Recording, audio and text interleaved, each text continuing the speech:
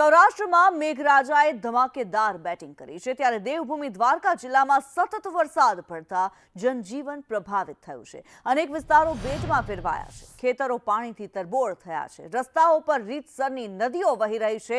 ઉદ્યોગનગર હોય, ગુરગઢ ગામ હોય, ભદ્રકાળી વિસ્તાર, રણજીતપુર ગામ, ભાટિયા, ઇસ્કોન ગેટ સહિતના વિસ્તારોમાં પાણી ભરાતા લોકોને મુશ્કેલી વેઠવાનો વારો આવ્યો છે। અનેક રસ્તાઓ બંધ થઈ ગયા છે, વાહન ચાલકો અટવાયા છે, ઘણા લોકોનું રેસ્ક્યુ પણ કરવામાં આવ્યું છે।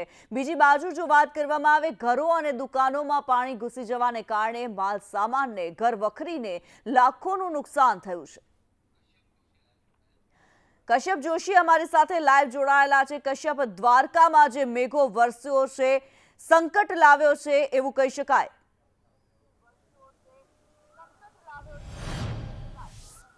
બિલકુલ, અહીં મેઘરાજા મન મૂકીને વરસ્યા અને તેના કારણે અનેક વિસ્તારો એવા છે કે જે પાણીમાં ગરકાવ થઈ ગયા છે। તોતાત્રી મઠ વિસ્તાર જે છે આ દ્વારકાનો ને આ ત્યાંના દ્રશ્યો છે ને કેડસમાં પાણી અહીં ભરાઈ ગયા છે।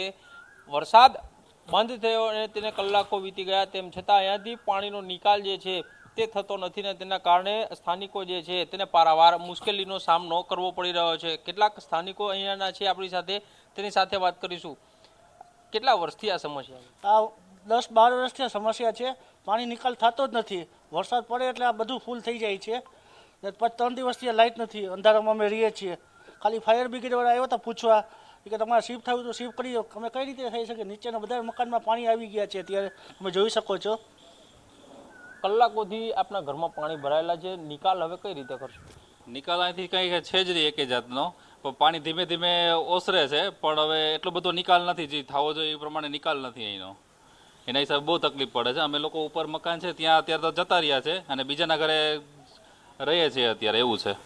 બેન, આપણે પૂછવા માંગીશ, ઘરમાં કેટલું નુકસાન થયું આ પાણી ભરાય? નુકસાન તો કઈ નથી, પણ એટલે અત્યારે ઘરમાં પાણી બધામાં ભરાઈ ગયું છે, પણ અત્યારે છે ને જેટલું પાણી ભરાય ને અમને બહાર નીકળવાની તકલીફ થાય છે। અને બહાર નીકળવામાં એવું છે કે છોકરાઓને બધાને મચ્છર ને માખી ને બધું થાય છે અત્યારે।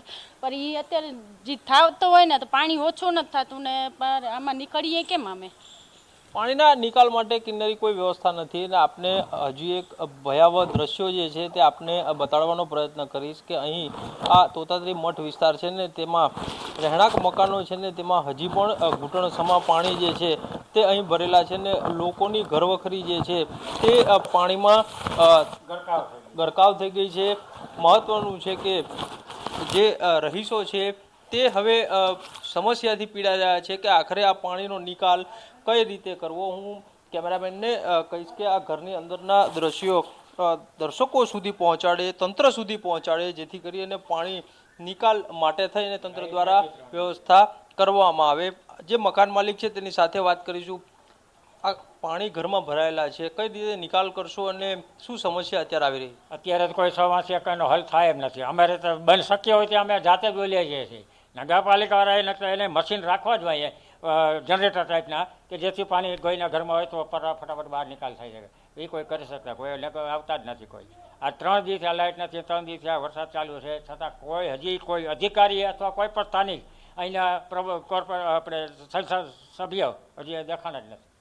તો જે મકાન માલિક છે તે કહી રહ્યા છે કે અહીં અત્યારે કોઈ ડોકાણું નથી ને હાલ બીજા માળે તે લોકો રહેવા માટે મજબૂર છે ને ઘરમાંથી પાણીનો નિકાલ થાય તેવી કોઈ સ્થિતિ જે છે તે અત્યારે જણાતી નથી। નગરપાલિકા દ્વારા પાણીના નિકાલ માટે વ્યવસ્થા કરવી જોઈતી હતી, પરંતુ કરવામાં નથી આવીને તેના કારણે લોકોને પારાવાર મુશ્કેલીનો સામનો જે છે તે કરવો પડી રહ્યો છે। કેડસમા પાણી આ તોતાત્રી મઠ વિસ્તારમાં ભરાયા છે ને તેના કારણે લોકો જે છે તે બીજા માળે રહેવા માટે થઈ અને મજબૂર બન્યા છે। જી બિલકુલ કશ્યપ, પરિસ્થિતિ કેટલી દુશ્વાર છે, રહેવા માટે થઈને પણ મુશ્કેલી પડે તેવા પ્રકારની પરિસ્થિતિ દેખાઈ જ રહી છે। પરંતુ સવાલ અહીંયા એ થઈ રહ્યો છે, સંદેશ ન્યૂઝ જ્યારે ત્યાં પહોંચી શકે છે તો તંત્ર અત્યારે શું કરી રહ્યું છે? તંત્ર દ્વારા કોઈ કામગીરી કરવામાં આવી કે નહીં?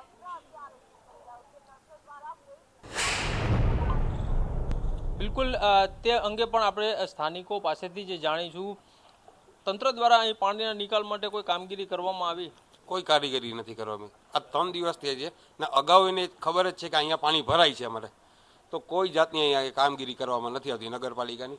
આ બાજુ હોટલ બાજુ ને એ બાજુ ખાલી જરા તરા કરીને વહી જાય છે, જે મેન અહીંના ખાંચા જે પાણી નિકાલનો છે અહીંયા કંઈ કોઈ જાતનો કરવામાં નથી આવતો, કોઈ વસ્તુ કરવામાં નથી આવતી, ખાલી દેખાડે કે અમે કામ કરે છે. શું કરે તો કે ખાલી પ્લાસ્ટિક ઉપાડીને વહી જાય છે, અંદર જે કરવાનું છે એ કંઈ કરતા નથી. વરસાદ બંધ થયો અને તેને પણ કલાકો થઈ ગયા છે. કિન્નરી અને અહીંના સ્થાનિકો જે છે તે કહી રહ્યા છે કે કામગીરીના નામે માત્ર દેખાડા કરવામાં આવે છે, રોડ ઉપરથી માત્ર પ્લાસ્ટિક હટાવવામાં આવે છે, રોડ ઉપરથી થોડું જ પાણી કાઢવામાં આવે છે, પરંતુ જે આ રહેણાંક વિસ્તાર છે ને ત્યાં કેડસમાં પાણી ભરાયેલા છે ને ત્યાં પાણીના નિકાલ માટે થઈ અને કોઈ વ્યવસ્થા કરવામાં નથી આવતી.